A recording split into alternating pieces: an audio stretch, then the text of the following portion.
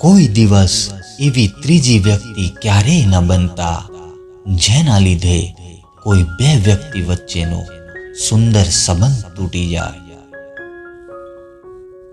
ઉપવાસ કરવાથી જો વ્યક્તિની બધી ઈચ્છા પૂરી થઈ જતી હોય તો ભૂખ્યા પેટે સૂવાવાળા લોકો સૌથી અમીર હોય.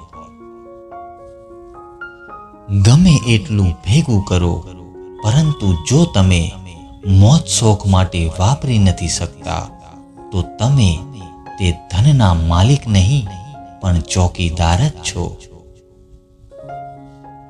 પોતાના મનનું પુસ્તક એવા વ્યક્તિ પાસે ખોલજો જે તમને વાંચ્યા પછી સમજી શકે.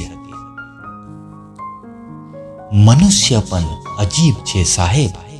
પોતાના ઘરમાં રહેલા મંદિરને પગે નહીં લાગે અને સપના જોશે કેદારનાથ જવાના. માનવી બહુ સ્વાર્થી છે. પસંદ કરે તો અવગુણ જોતો નથી અને નફરત કરે તો ગુણ જોતો નથી. જ્યારે કોઈની સંગતથી તમારા વિચાર શુદ્ધ થવા લાગે તો સમજી લેવું કે એ કોઈ સાધારણ વ્યક્તિ નથી. વાતો તો બધી સાચી જ હોય છે સાહેબ. બસ કોઈને સમજવામાં તો કોઈને સાંભળવામાં ભૂલ થાય છે. હંમેશા તૈયારી સાથે જ રહેવું સાહેબ.